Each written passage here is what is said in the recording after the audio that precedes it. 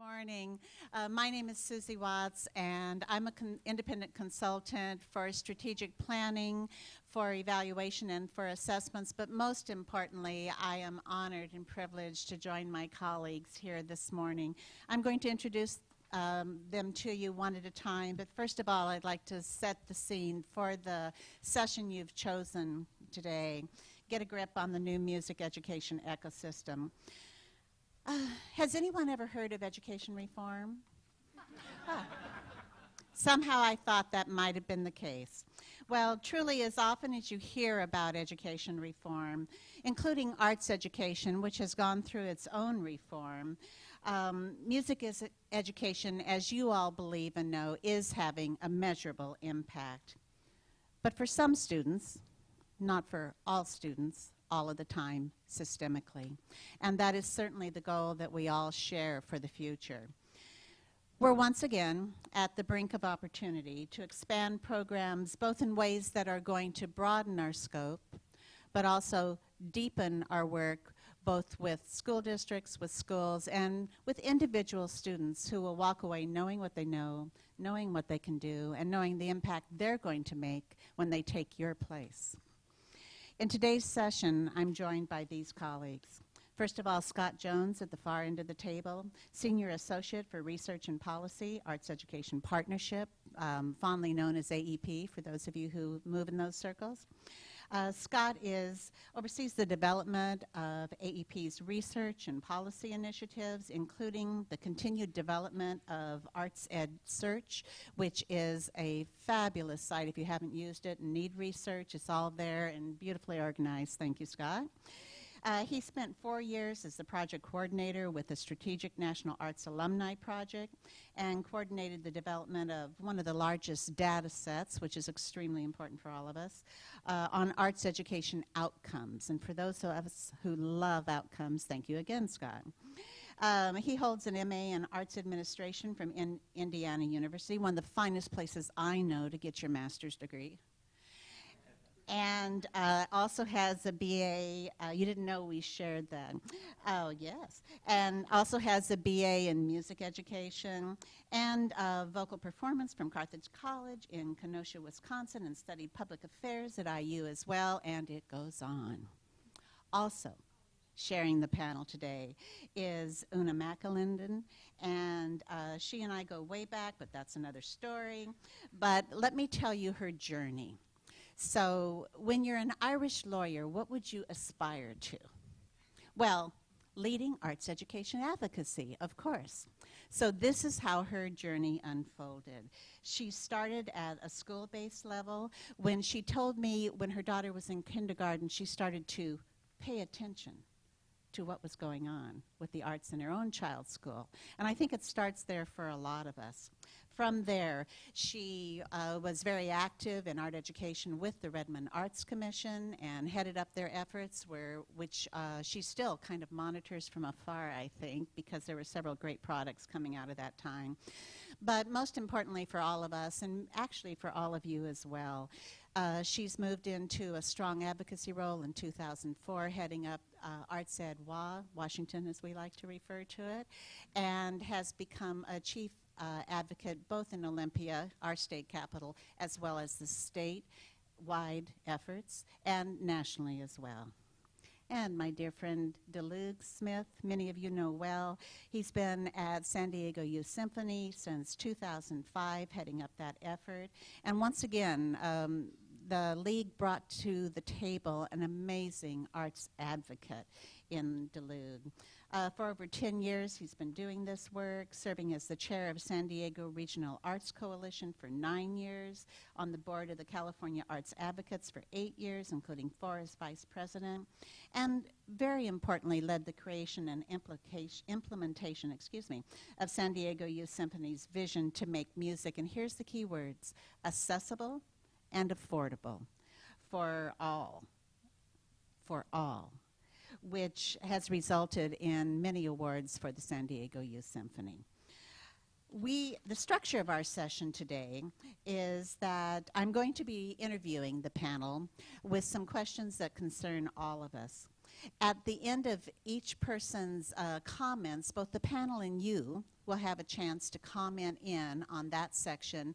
We'll run a pretty tight clock just to keep it moving, and then we'll move on to the next person one at a time, and then finally come together and hopefully leave with some great ideas and also roles that we can play in this arts education advocacy landscape. Good? All right, and away we go. I'm going to start with Scott, because Scott really brings for us a national perspective of where schools are with music education right now, and that concerns cultural orchestra work so deeply. How would you describe the school climate right now, Scott? Thank you. Before I start, can you guys hear me? I tend to be really terrible with microphones, which is why my music performance career was not going to work off very well as a singer. So no, you can't hear me. Hold on 1 second. Sure. Can you hear me now? Hello? Okay, perfect. Thank you. Let me preface my statement a little bit, just give you an idea about the Arts Education Partnership. AEP is a division of the Council of Chief State School Officers in DC, and has for the last 19 years served as a junction point between the arts and education communities, as well as the federal and the state issues. Over the last year, AEP and CCSSO, both together and jointly and separately, have been working on a strategic planning process, an intensive strategic planning process, trying to look at these issues. What are the primary issues facing schools and education at the state level, and how can we at AEP understand the role and contribution of the arts within each of these areas? So through this process, we have identified 4 primary areas. Expanding and reaching for higher expectations for all students, understanding and leveraging innovations within the teaching and learning environment, educating and preparing the educator workforce, both at the school leader and the teacher level, and then finally equipping state leaders with what they need to make sure that arts education is a part of every child's education. Let me start with the first one. Over the past few years, standards have been a pretty big deal in the national discussion around arts education. How many of you have heard of this small initiative called the Common Core? It's come up a little bit in the news. And while it's had a lot of bandwidth when it comes to education reform, I can think of at least 3 other standards released in the last 3 years, including, many of you probably know, the new arts standards that were released just this past Wednesday. So there's a lot of conversation going on, a lot of controversies, but beyond the controversies and adoption and implementation, what does this really mean for arts education? What does this mean for the education system? We're moving in a way to a whole new look at education, and it's about raising expectations for our students. We can know in the past we've had a system where we expected after 12 years of education, there was some finite set of knowledge that students could learn, and they would be prepared for life after school. Those days are fairly well gone. We now have expectations that students need to be able to solve complex and what they call wicked problems. They have to be able to adapt their systems of thought around across disciplines. And they have to be able to, in general, think creatively. And the system that we had prior to this did not necessarily lend itself to that type of education. This is a shift from learning a specific set of content knowledge and towards an understanding of a process knowledge, where we can start to adapt a process and learn as a system. And although the standards focus, this whole idea of standards has focused a lot on what students need to learn and what we expect them to be able to do when they graduate, this has ripple effects across the entire education spectrum. This reaches into what we call assessments. Standardized testing is often the one thing people think about when we think about assessment, but education folks know that assessment is far more than that. We need assessments that measure growth in all subjects, including the arts. We need better systems that track student progress throughout the year rather than waiting till the very end to give some type of summative assessment and realize that there's been a problem all along the way. And we also need assessments that look at more than just the content understanding and discipline-specific capacities, but also those skills that I was talking about where it comes to perseverance, critical thinking, and problem solving. Now, I'm fairly happy to say that we're starting to make some progress here. Several states are either piloting or implementing formative assessments, so we're starting to track education throughout the year so that we're able to identify interventions beforehand so that it's not waiting until the last minute. In addition, 17 states actually require that there be assessment of arts learning within their school. Often this is left up to districts to define, but some states, including the state of Washington, provides resources and examples of how to assess student learning in the arts so that they're not left alone. And one of the mainstays of arts education assessment has been portfolios. I was a music performance major. I had a portfolio of work that was done. This is something that the education system in general is starting to think about in a new way. And the arts can lead the way in understand and serving as a model for for assessment across the spectrum. But once we have these standards and these assessments in place, we need to make sure that they actually occur. We need to make sure that the arts education occurs in the schools. We need to make sure that we're assessing student growth. This is where accountability systems come into place. Of particular interest, we wanted to make sure, there are 27 states I take that back. There are 40 states that have some type of requirement for arts instruction in the schools. We need to make sure that we're actually ensuring that students receive that education, because if you look at the national level data, we know that that doesn't always occur. There are a couple of states that are starting to work into this.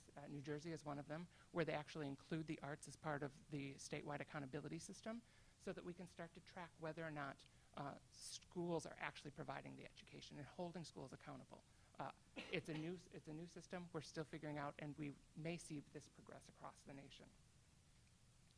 Now, I've spent a lot of time talking about what students need to learn, but there's a lot more to this education reform movement because we have to change the structure. We've been working within a system of education that has changed, or that was established more than half a century ago. It's, if you look at if you look at 2004, the jobs in 2008, the top 10 jobs in 2008 and 2010, most of them did not exist in 2004. So we need to think about the fact that our education system was built for an era in which most of the top jobs did not exist, and thinking about how can we adapt our system. A lot of schools are starting to experiment and use innovations when it comes to time, resources, and technology to make sure that we're reaching all students and preparing them for life after school. Of particular interest, I think, especially for you all, is this idea of expanding and exploring innovations in time. A lot of schools are starting to think about how do we engage with the community in different ways. There are schools that are expanding the school day and bringing organizations in. There are schools that are expanding the school year and moving it so that it's a year-round school. There are schools that are experimenting with creating almost a community center in their school so that they have a community-level after-school organization so that schools serve as a community center for all kids. And then there are other states and other schools that are exploring the idea of using out-of-school experiences for in-school credit. So participating within a state, or within an orchestra, or participating in ensembles or private lessons could count towards credit within the schools. There's a lot of issues with developing these initiatives, and we're trying to figure out how do we do this to ensure that education happens for all students. Now, I'm going to do a time check before. Okay, how about 1 minute? 1 minute. Okay, I will talk about very quickly for 1 minute. We have two other areas that I'm going to briefly address, which is ensuring that teachers are prepared. Teachers have the resources to be prepared to learn in these new environments. How do we make sure that schools have the collaboration time so that schools have the opportunity to have teachers work together and work with students in a new way. In North Carolina, they have actually created a new policy so that all general education, elementary education teachers have to be able to have the resources to integrate the arts across the curriculum. So this happens in their teacher preparation programs. They have to have training in that from the get-go. And then finally, we have preparing and equipping leaders. We have one of the former leaders from the state of New York here, Gordon Ambach, and he served 17 years or 20 years in New York. 20 years as commissioner in New York. The current average tenure of a chief is less than 2.7 years. And helping to prepare students and prepare teachers means helping the leaders have the resources they need to be able to affect reform in their state. AEP has worked in this quite a lot. Susy mentioned Arts EdSearch, which is a clearinghouse of research on arts education. We also have ArtScan, which is a revision of our old state policy database, which actually has 14 level policy areas tracking arts education policy for every single state, including the actual policy language from the statute and code. So it's a resource to help you understand your community, help you understand your state. And I will take a pause and move it back to Susy. Thank you, Scott. A lot of information in a short amount of time. Some things that certainly rise to the top that Scott's mentioned are the standards, the raised expectations that we're all being held accountable for. One of the things I was very excited to hear, Scott, is that you really believe there's room for innovation now. And the ability of us to be able to define our innovations, that there's also room for more out-of-school experiences that complement in-school experiences, teacher professional development, of course, but the idea that we are having to deal with schools that are in constant leadership change, that we can't get to know an administrator and know that 5 years later they'll be supporting us. Do all of you or the panel have other national trends that you see have really impacted your work?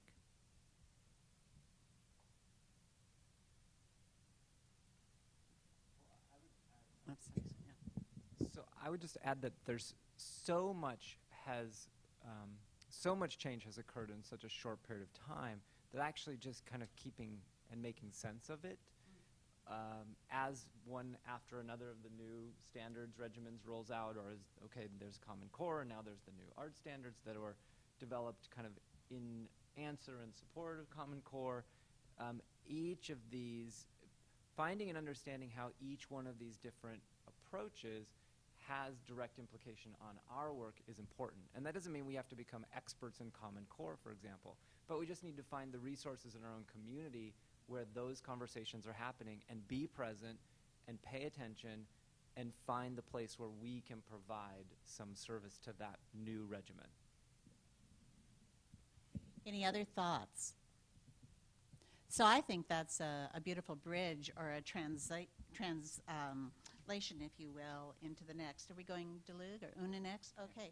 So, Una, you're really working at a bridge level, as I see it, is that you have to stay really fluent with what a range of school districts are placing as important issues. And then you're also working a lot knowing that the individual school building level is often where the decision-making is happening. I'm curious, what do you think the overall roles we have for building school capacity are? Okay, just want to make sure I can be heard here. Well, I think it's really important. I know that we're talking about, get over the fact that things have changed, and that's how the description was written.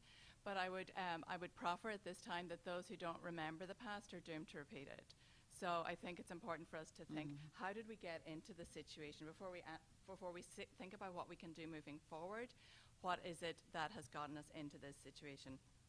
And I'm sure many of you have seen research that was issued by the National Endowment for the Arts, was it about 3-4 years ago, that showed the decline in arts education opportunities from the 1980s onwards. And I think that really correlates very well with, I know in Seattle here there was a double levy failure at round about the same time. There was something big situation happened in California. Almost every community can map that decline to a funding issue that happened in their community. And two things happened when the arts were cut in schools in that way. To some degree, and this is not about blame or pointing fingers, but to some degree, people were complicit in that. We allowed it to happen. We kind of went, oh, okay, what can we do to fix this? What can we do to plug this gap? And so it might have been to some degree people weren't aware of the value and the importance of the arts. There also was, an opportunity. Arts and cultural organizations very valiantly stepped up and provided new programming.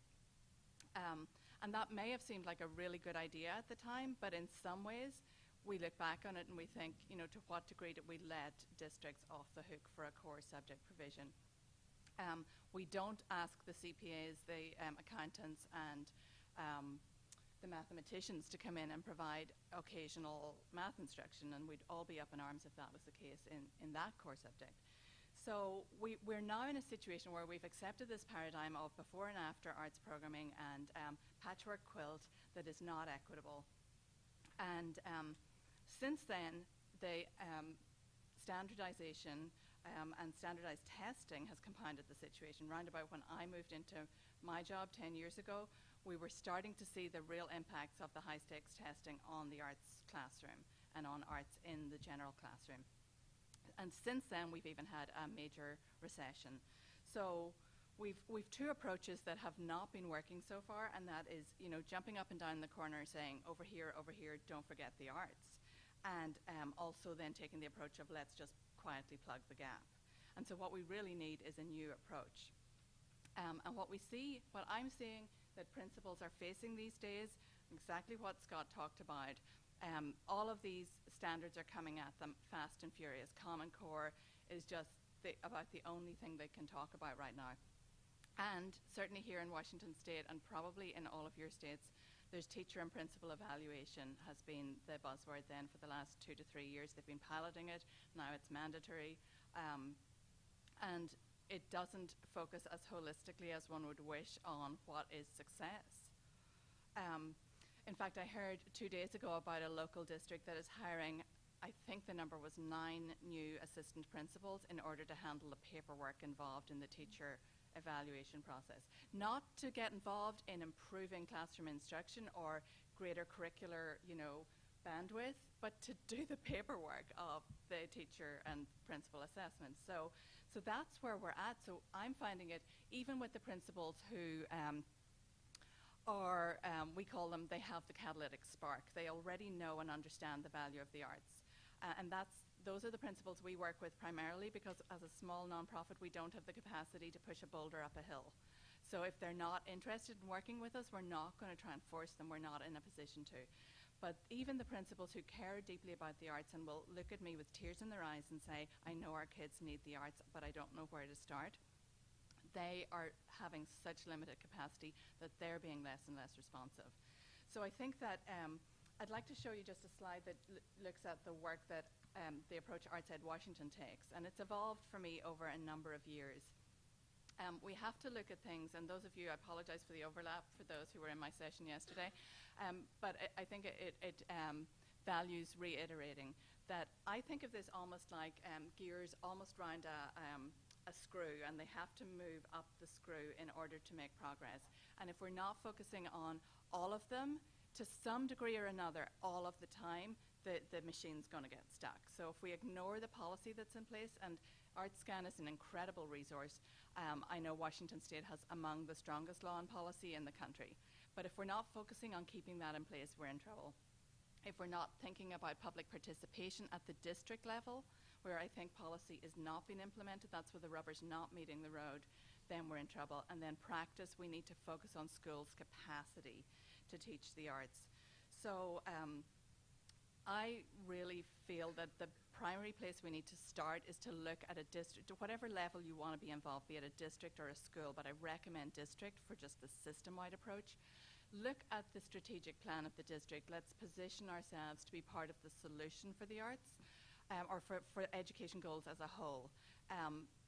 We cannot afford to only be focused on kids have to get the arts and just because they're good and important. We know and understand that, but we have to convince others who have different goals. So we need to be looking at educational, all about arts integration or supporting other core subjects. But we need to be making the connections and joining the dots for the policymakers and for the decision makers around the value the arts brings to the goals that they are looking at, the higher level outcomes that they are looking at for students overall. Almost every organization or group that comes to me in a panic about arts cuts, I'm saying read your district strategic plan, see what the goals are, start positioning yourself as part of the success and the mechanics of getting there. And exactly what Susy alluded to in our little short transition and what Scott was talking about is so important. We have to really immerse ourselves to the extent that you can with all the other responsibilities you have in your job. This is not, like it is for me, the only thing that you have to focus on. I understand that. But the degree to which you can really start to learn about the whole education ecosystem so that you know what they're up against and you're coming in mindful of that, walking in their shoes and acknowledging that the arts is not the only thing on their plate. I think that's really a very important factor. The thing that also compounds our challenge, and I don't want to be a pessimist here, I tend to be a little bit more of a realistic Pollyanna. Otherwise, I wouldn't have I wouldn't have been in my job as long as I have. But the reality is that we're also dealing with a generation of principals and administrators and parents who have been the product of a system with much less arts provision. So you may hear people say, well, I didn't get the arts and I'm okay. And that's part of what we're up against here is we have to really convince them, not that they're flawed in some way, but that this is an opportunity for their children to really be the best, individuals and contributors to society that they can be, and also be ready to be effective, as Scott said, in the context of the Common Core approach. Ready to be lifelong learners. So how can the arts be not a checklist, not a fill in the box, but how we can position ourselves as a solution to some of these big problems that the education system is wrestling with right now. Thank you, Una. I have a couple hard questions. Ready? Okay. Okay. I'll do my best. So I'm curious. You said, always remember the past. And as some of us get older, we're especially fond of the past.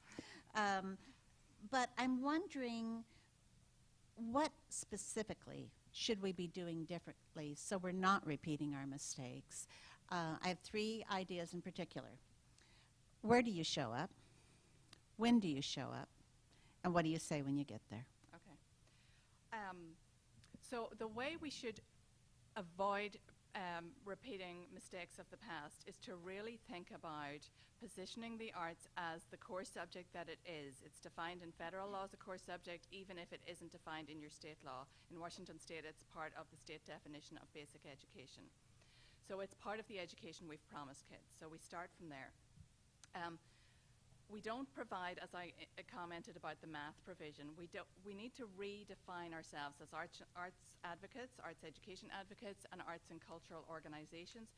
We need to redefine ourselves so we're not positioning ourselves as the primary provider of this core subject. What we should be providing is support for capacity building, and you again alluded to that.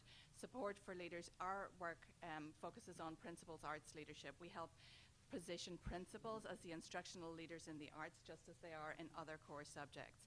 But equally, there's great opportunities for the philharmonics and symphonies to be positioning themselves as capacity building around music provision in the schools. The schools should have a robust, and the district should have a robust infrastructure for the provision of this, to which your organization is an asset and a resource, but not the primary instructor.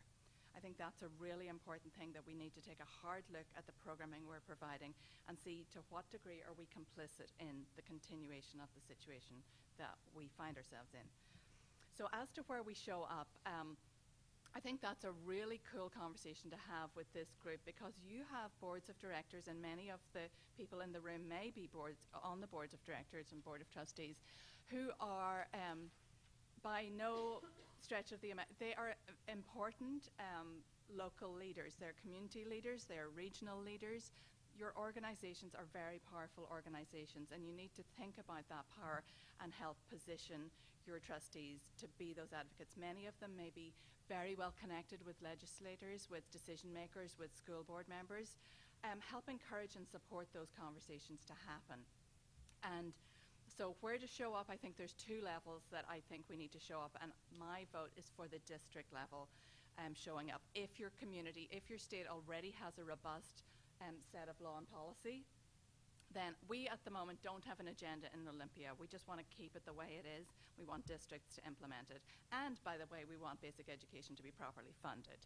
So we show up, to use a theatre analogy in this group, we're not even a supporting actor in that basic education conversation. We're part of the chorus.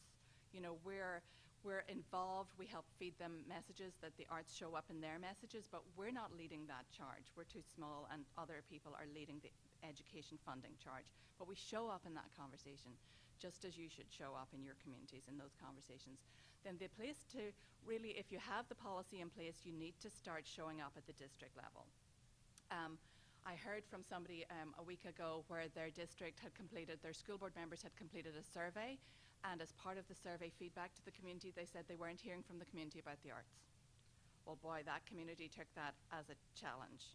So they literally have created a roster and almost like a phone tree, the old-fashioned phone tree, to make sure that every school board meeting, people are showing up and talking about and appreciating what's in place in the arts, positioning themselves as partners to improve that provision.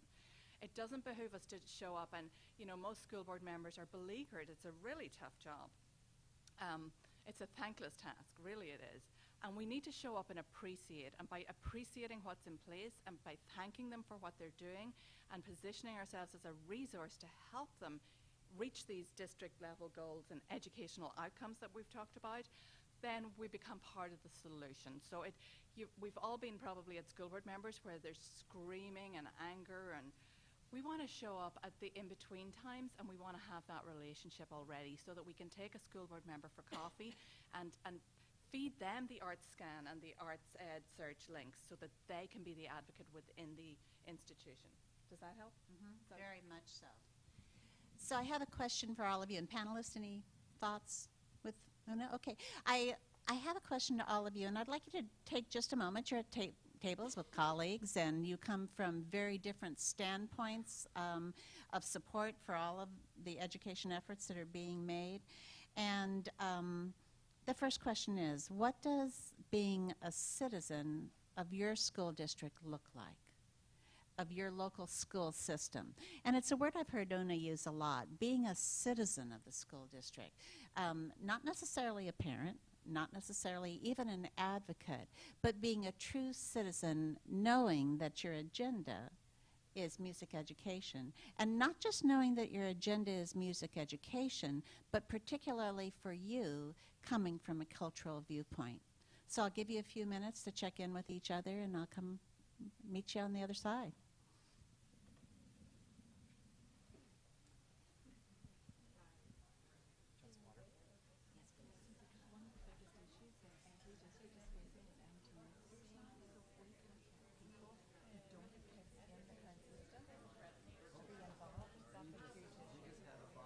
Should bring that up.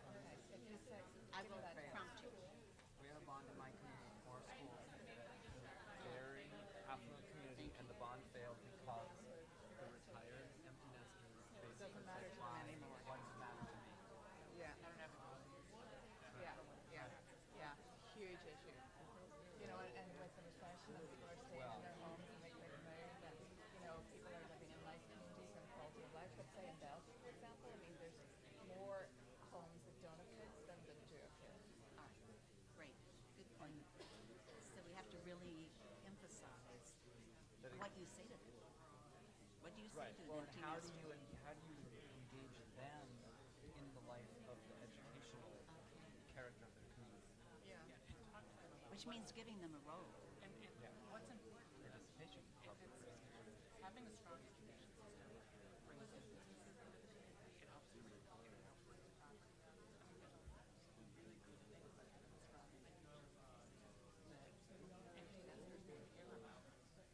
Property value. We'll go And for that's property. kind of, what is it, that's the instrumental level or whatever the word is, but we also need them to have that, what's the other word? Yeah, they need to have an intrinsic value. You know, art must benefit from an education system we continue to support, and that's much harder in this. You know, it doesn't matter to me. So I would like to probably ask you to talk about reciprocity. We ask people to become involved and engage, but we don't invite them to have a real Yeah. Well, I could. I'm here in Seattle. Right, and they could say, my kids are in your district, they go to this, my kids used to be in your district, they go to this. I live in your district, the kids in my neighborhood go there. But you don't sit there. I know people who did this better than that, but didn't and didn't come here and wrote because we had a structure and showed them that they had to play. my kids are in your district. We're really good on time, everyone. I'm sure.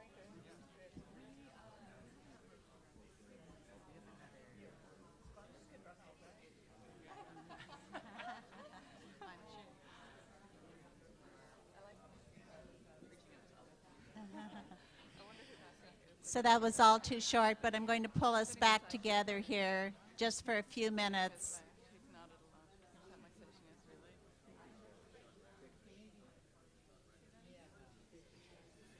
So I don't know about you, but when we were talking about citizenship in our school district, some of the first thoughts that our panel came up with were that we do have a huge core of empty nesters who vote on educational issues.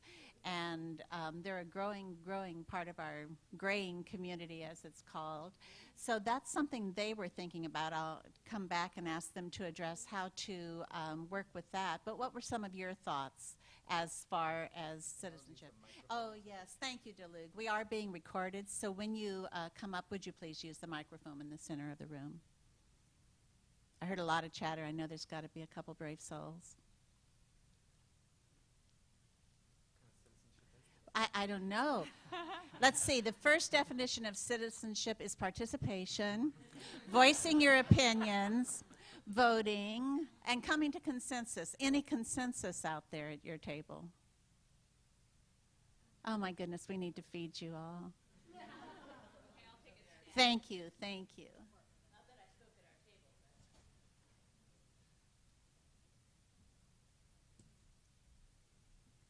Of course, I have to lower this.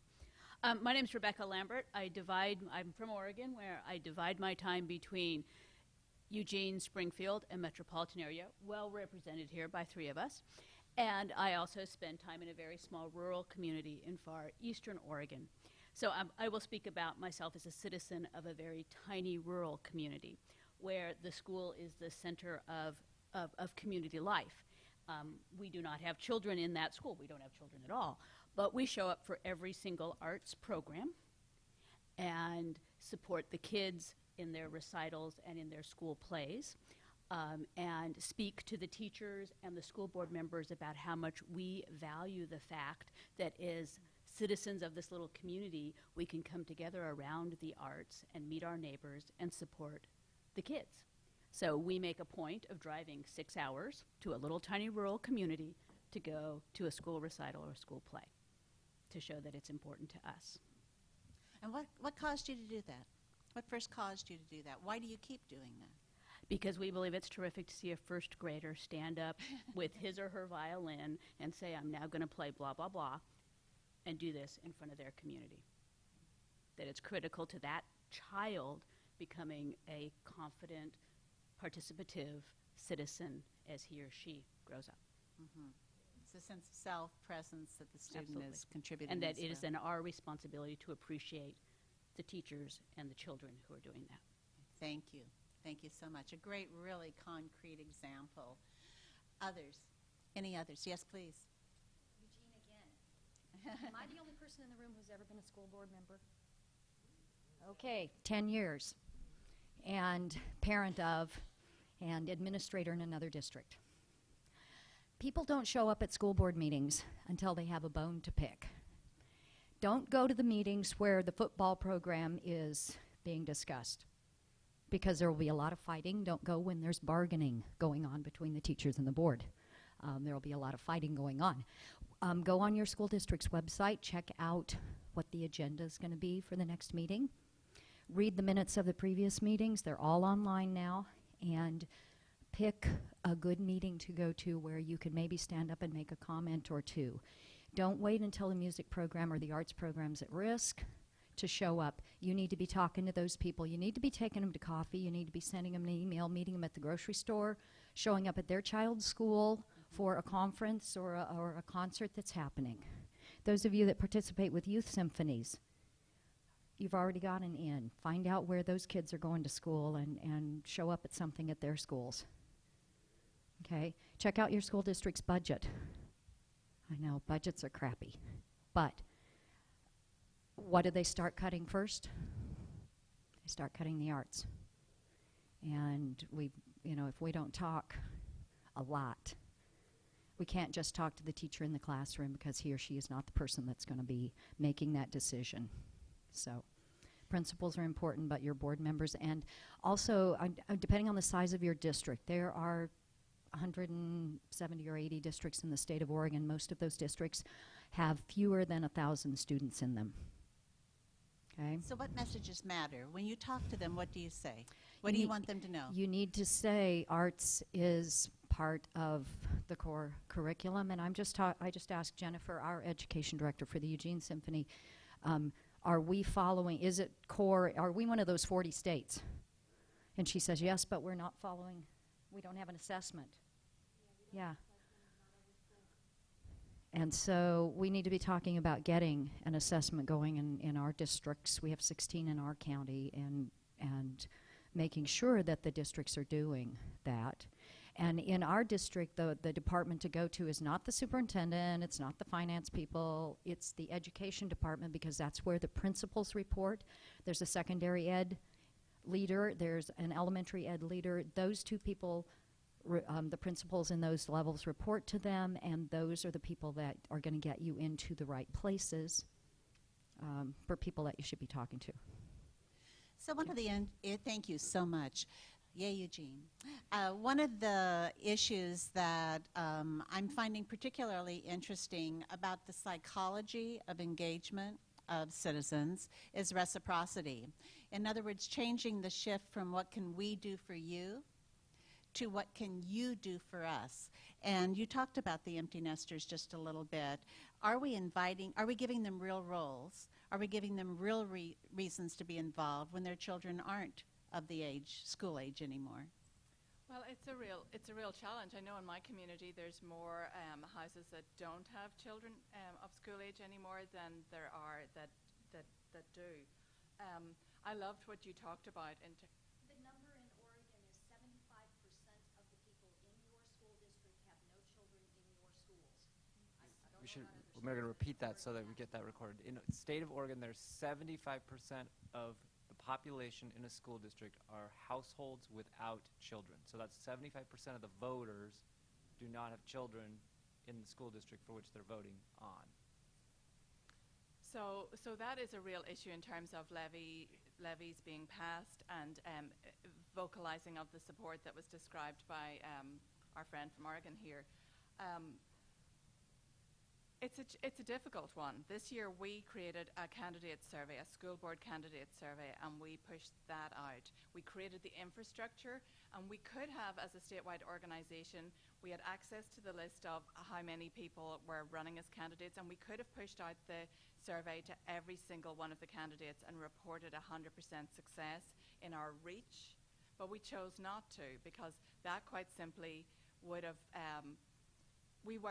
we didn't live in all of those districts. We have 294 or 5 districts in Washington State. So what we did was create an infrastructure where people could sign up and send their school board candidates a message asking them to participate in the survey. We crafted the survey, we vetted it with all the arts educator groups and associations, with our partners in advocacy, and in writing the template, we tried to make it as easy as possible for people to participate. So in writing the template message, I mean, sometimes you get something like this and it's just made too difficult for you to participate in a easy bite-sized chunk. So we wrote a template message so that you could literally cut and paste that into your email with the link to the survey and express what your role is. And it started with, I live in your district. And then it explained what your role in terms of students or children was. And we actually put in a piece, a sentence to be customized that said, my children go to XYZ school, or my children went to XYZ school for the people whose kids are not at college, or I don't have children, but the children in my community go to XYZ school. So we really tried to make it, and I know a lot of people who didn't have children participated because we showed them they had a role.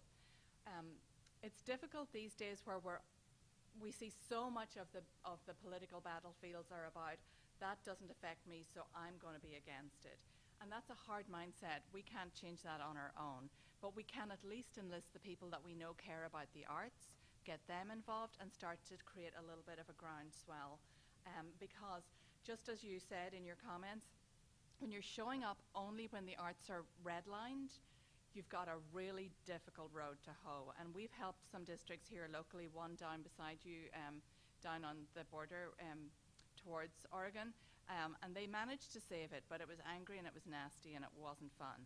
And what I really recommend is we position the arts as community and district assets. So what you said about the rural school district, that's exactly resonates. You know, we position it as an asset to the community. It's like getting your child a measles shot. It will protect. It really will protect against that being the first thing to cut. Thanks, Una, and thanks to all of you for your table talk.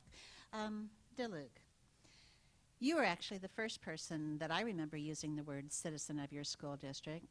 I know you travel back and forth to that school district. You're probably card carrying, I'm guessing, with the school district in particular. Oh, you don't have to carry boards. Okay, great. So, but I also really appreciate how much you understand about being a partner. Things like listening means not talking sometimes. Tell us more about being a partner and about really positioning yourself again with that citizenship role. So those are two important. Oh, actually, Una, do you have one more slide, or was that? No, this is your. Oh, sorry. No, that was that's my good. contact Keep information. that there, and then I'll switch to mine in a Okay. second. Okay, so thank you all for being here this morning with us. This is a topic that I love to talk about, so I'm glad I have another opportunity to do that. We in San Diego are exemplifying a lot of what you're hearing from these larger statewide and national perspectives. We didn't enter into the work that we're doing with the exact framework that Una described, for example, but it is essentially the approach that we've taken, the participation, the policy, and the practice. So I want to talk about a couple of different aspects to this, because it is very complicated and requires a lot of adaptive thought all the time. So first, I just want to talk about citizenship for a second, and I want to use the metaphor of our time here in Seattle. And as I go through this, I want you to think about, how do the programs that we run align with what our time in Seattle looks like, or how is it different? So, for example, we're all in Seattle for just a few days. We are probably not anticipating making a big impact on Seattle. Maybe some of you are, maybe you have plans that I'm not aware of, but in general, the community of Seattle has welcomed us. The community of Seattle is celebrating the fact that we are here. The orchestra is celebrating the fact that we are here. But we are not liable to leave an immense amount of ourselves here. And I think for too long, arts organizations have essentially functioned that way with their arts education programs. They've gone into a site or a community or a school district, and they've visited. And they have not actually become citizens of that particular community. Now, I don't imagine many of you thought of yourselves as coming to Seattle to become a citizen of Seattle. So the way that you take your work into your own neighborhoods needs to also reflect what your intention is in that work. So if you are intending to actually have a deep influence and you are hoping to have a residual effect upon the life of the children and the life of the school and the district, then you need to behave in a way that accommodates that or allows for that. So the same thing, when we go on our vacations and we visit the beautiful capitals of the world, or we go on these amazing adventures, we go for the experience that we have designed for ourselves, and we're taking advantage of all that exists there, and we come back to our own home changed, but we haven't kept, very often we haven't kept an anchor in those sites that we visit. So I would contend that actually if we want to do deep work with the community, we have to be a citizen of that community. And being a citizen means a number of different things. It means you're making a long-term commitment, right? I mean, if you're going to live in a home, you're going to live there for a long time. You're not going to move homes month after month after month. You're going to make a long-term commitment. You're going to get to know the people, and you're going to get to know a whole variety of people, not just the one person that has become your regular host, but you're actually going to get to know the people in all different aspects and characteristics of that community. You're also going to pay attention to what's already there and use that to understand what you can contribute, what it is that you're bringing that's unique and of value to that community, and not something that in a sense is replicating what's already there, displacing what's already there, minimizing the value of something that's already there, but actually finding ways to amplify the value of what's already there by what you're adding to it. You, as a citizen, you are very concerned for your fellow citizens. You are wanting to do more for them. So your time in this community is not because you are only there for yourself, but because you are there to be part of a larger group. And being part of a larger group means paying attention to the actual experience that the other people in this community are having. All of those really add up to some pretty simple practices: humility, listening, prudence, and being essentially a lever, being something that is an added investment to that community.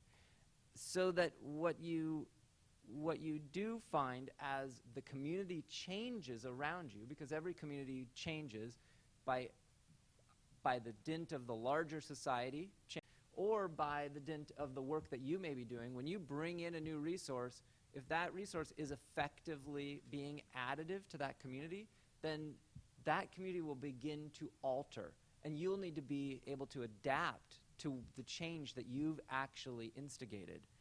So knowing the limits of what you can do within a community and knowing the roles that you can play are critically important, so that you're not overextending yourself, the community is not over-expecting from you, and what in fact you're doing is working in balance with what already exists there.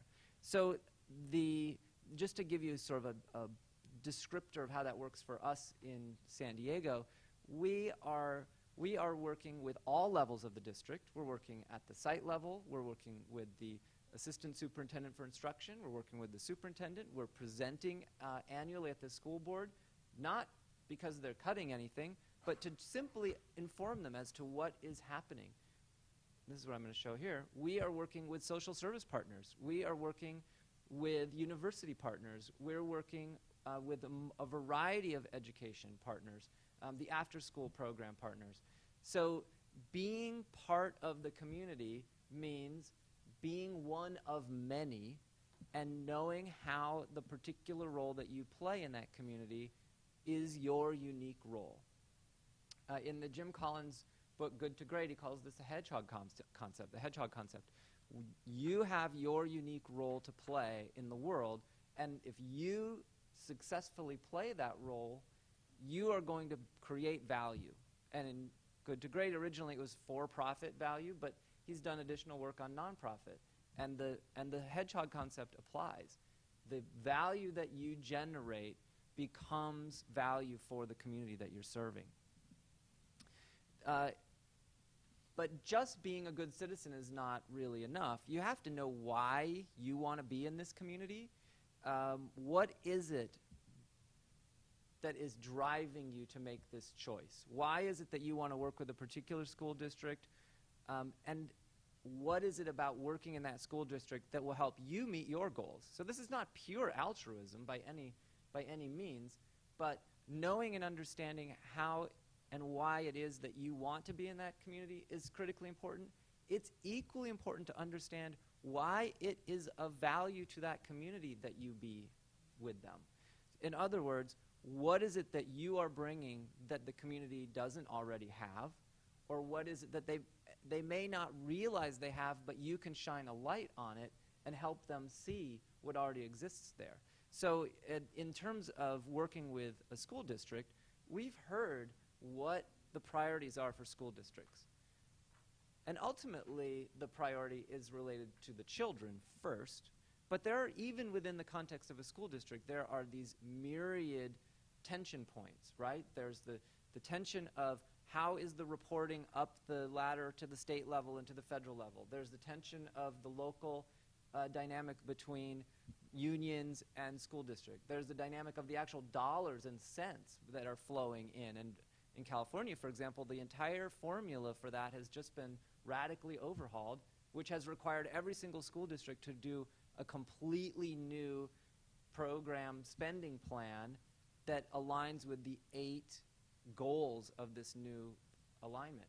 Well, when school districts are spending so much time fulfilling compliance, they may have many, many, many other things they want to pay attention to, but they don't have the time or the resources to pay attention to.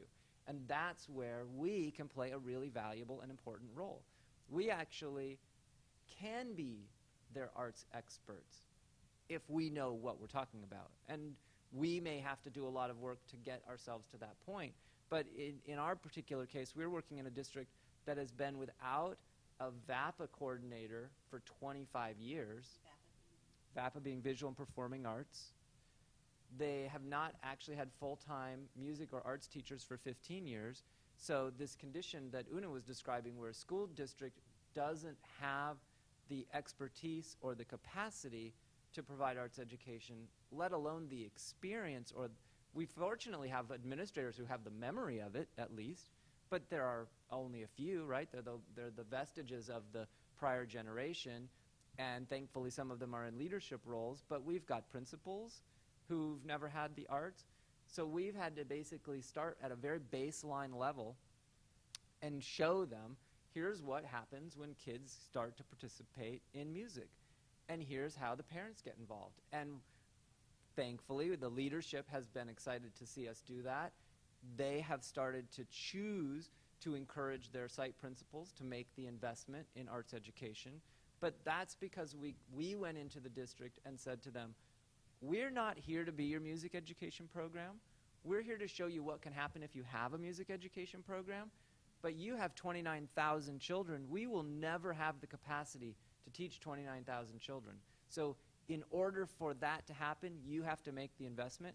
But we're going to stand with you step by step by step, so that when that becomes something that you start believing you can achieve, we're going to make sure that you feel comfortable, confident, and capable of achieving that. So in our particular case, we started this work in 2010, when the school districts could not see when they would have more resources. And our contention was, that's okay, because we are confident that you will have resources, and when you do have resources, we want the arts conversation to be the very first conversation that you're having. And that's in fact what has happened.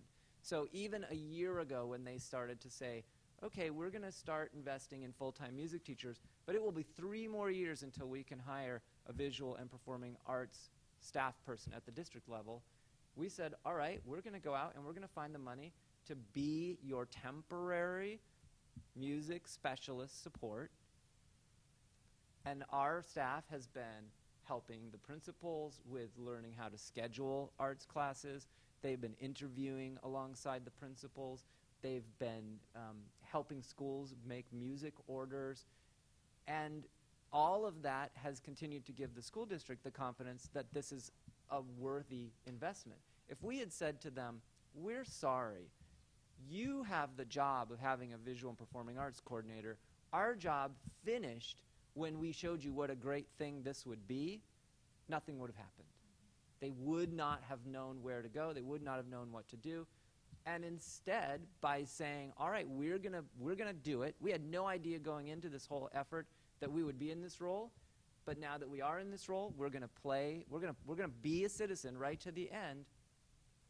A year later, with this new statewide funding formula, they're actually able to hire in a full-time VAPA teacher on special assignment to provide that support.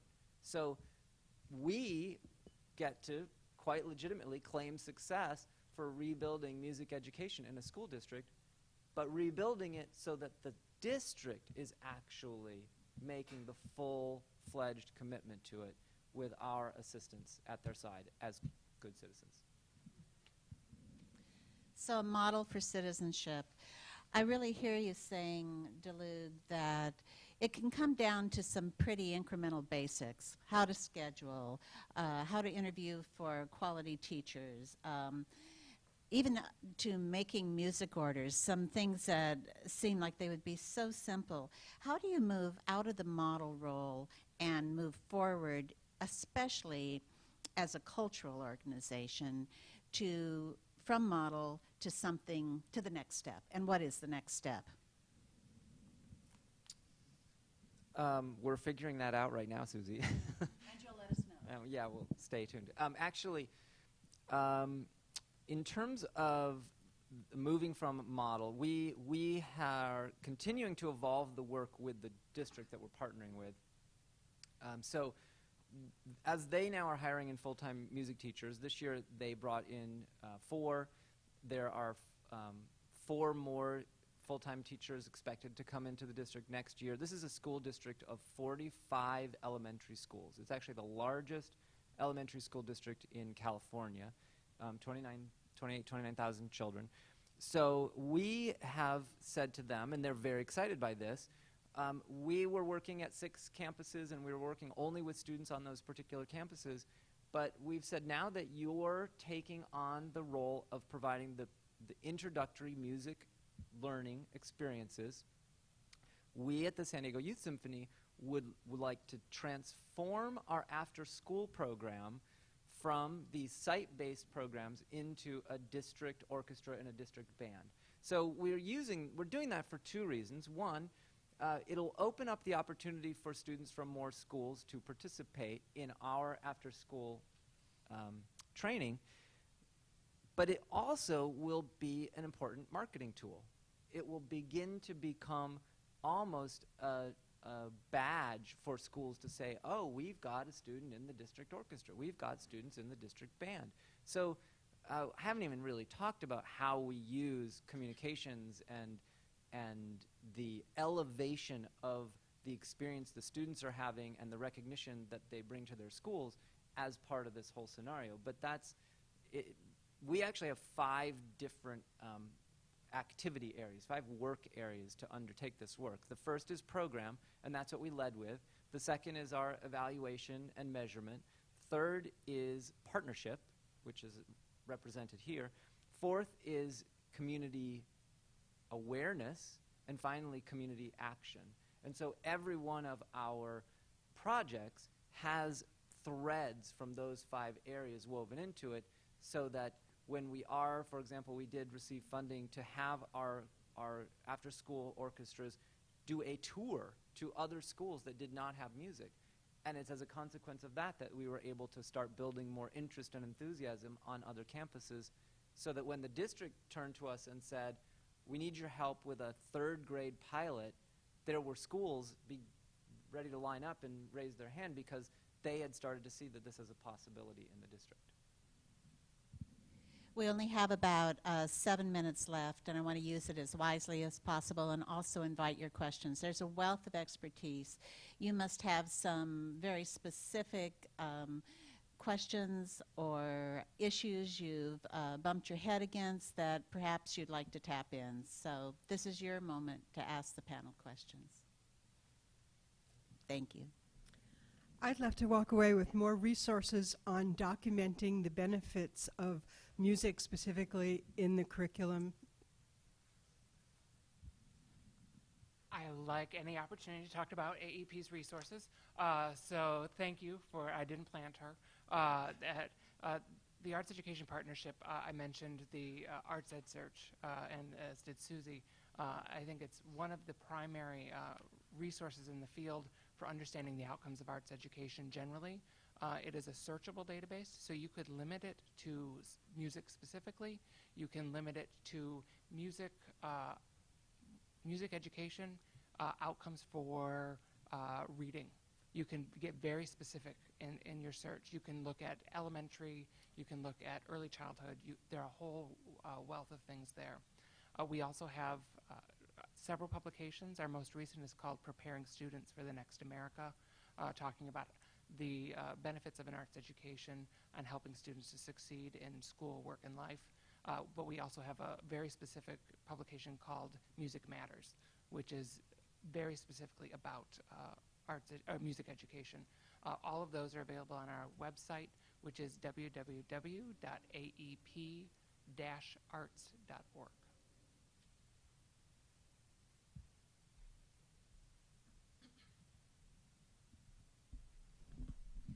Many of us are in communities where there are multiple cultural organizations and even multiple music organizations, and I wonder how you might suggest how we would approach the school district or districts collaboratively or not, and if anyone's had experience doing that.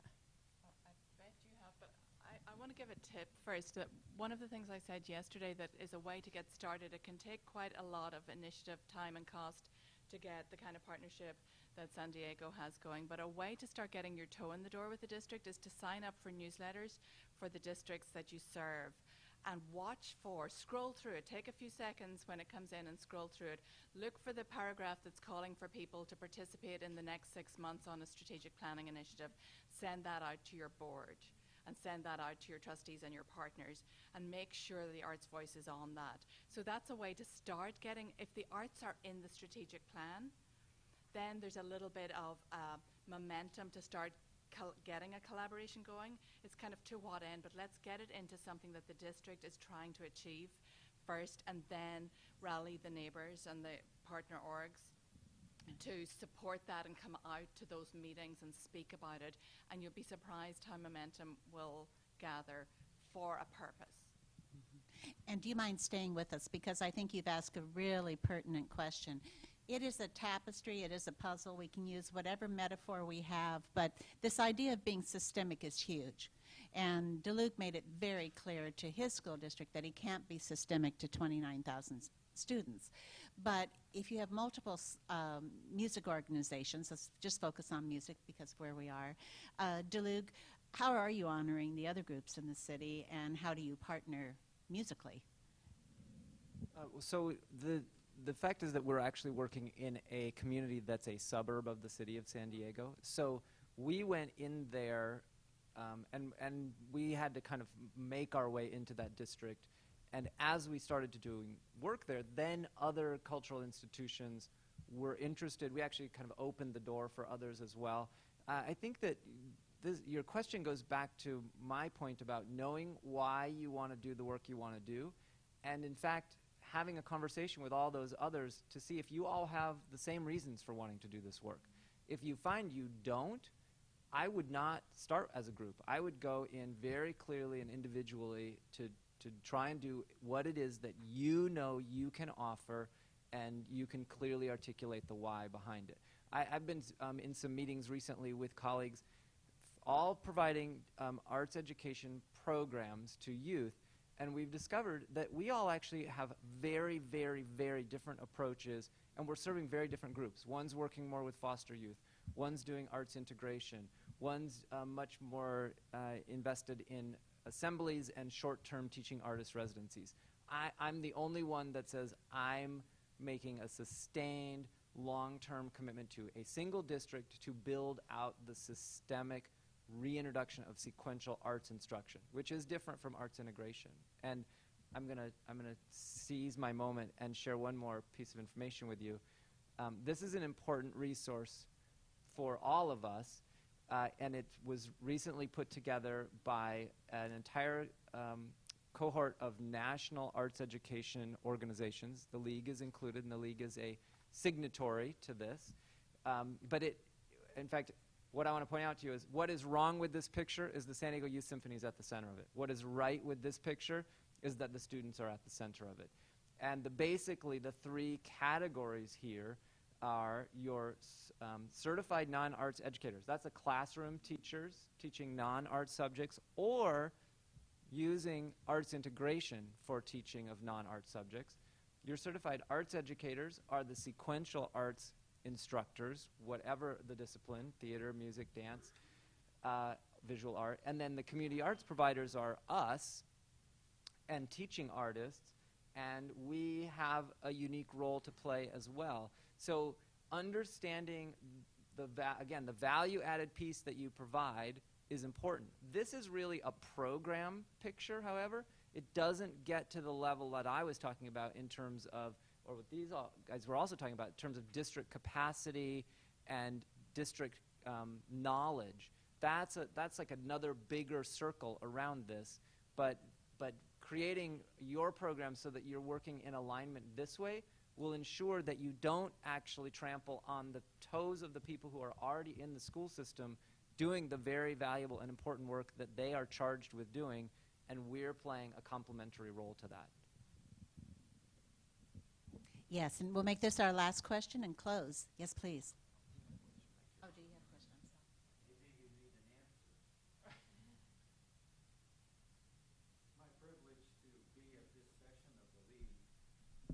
My name is Gordon Ombach, and I'm here as a member of the board of the New Haven Symphony Orchestra. I also chair its education committee and have been deeply involved for about 50 years in the whole issue of setting standards and assessments and whatnot. I just wanted to make a link across the speakers who have given you and me wonderful presentations today, not only about what are the critical, deep core issues where we started, but how do you translate that into local action? I've served at the state level, I've served at the national level. Now I'm learning how you serve at the local level with the several districts around New Haven, which we do serve. My point is this. Taking the emphasis on selecting and coordinating around a specific issue for a particular district or a set of districts is absolutely critical, and then building your coalition around that. It's the fundamental rule of politics, folks. You don't get anywhere unless you build coalitions in order to get a majority. And that's very, very critical. But let me take this over where Scott started and just mention the difference in context in our country today from even 20 years ago.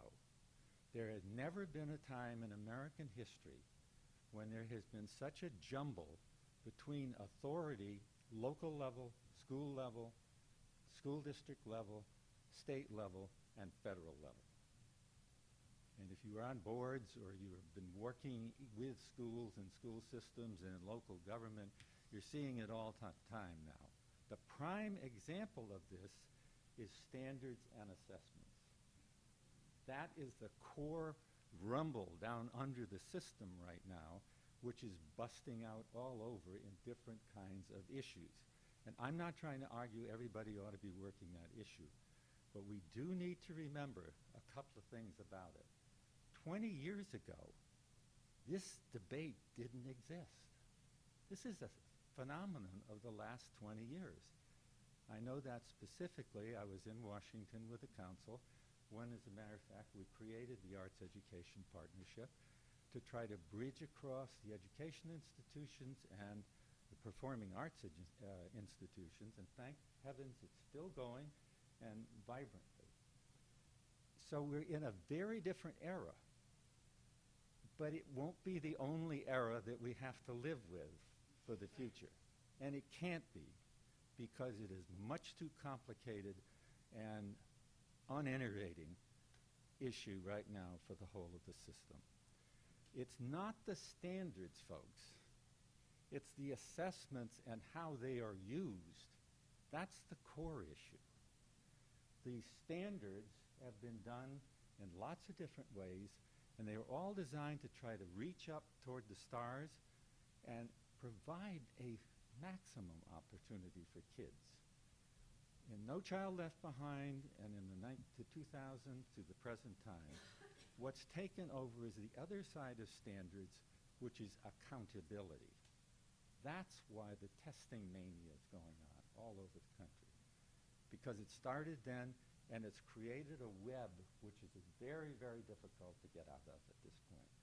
All I want to say is, by energy which is put into cooperation, by selecting specific topics, by working them whichever way they can be worked within local districts, we're going to finally, maybe in the next decade, pull our way out of this problematic situation.